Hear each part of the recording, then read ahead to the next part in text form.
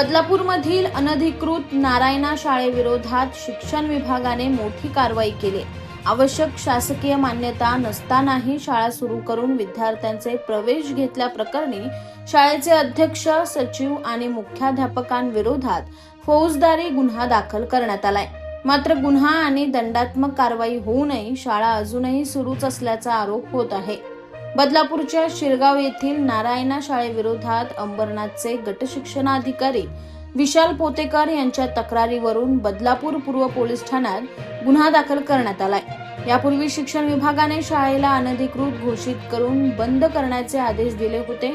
शाळेबाहेर फलक लावत इथं मुलांचे प्रवेश न केल्याचं आवाहन करण्यात आलं होतं। तसंच 1 लाख रुपयांचा दंडही ठोठावण्यात आला होता। तरीही शाळा सुरूच असल्याचे पालक आणि नागरिकांनी शाळा तातडीने सील करण्याची मागणी केली असून या प्रकरणात आता शालेय शिक्षण मंत्री दादा भुसे यांनी लक्ष घालावं अशी मागणी होत आहे। आपण शाळेवर कारवाई केलेली आहे।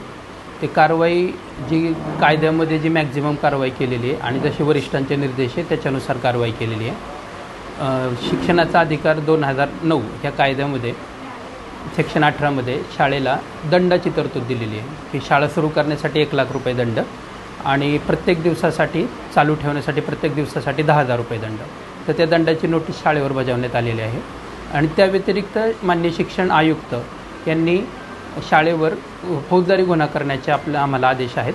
त्यामध्ये लोकसेवकाने दिलेला वैध आदेश न पाळल्याबद्दल शाळेवर गुन्हा दाखल करण्यात आलेला आहे। परंतु शिक्षणाचा हक्क कायद्यामध्ये अनधिकृत शाळेला टाळं ठोकण्याची ती बंद करण्याची कुठलीही तरतूद नसल्यामुळं आपण जी केलेली कारवाई आहे ती कायद्यानुसार केलेली मॅक्झिमम कारवाई आहे।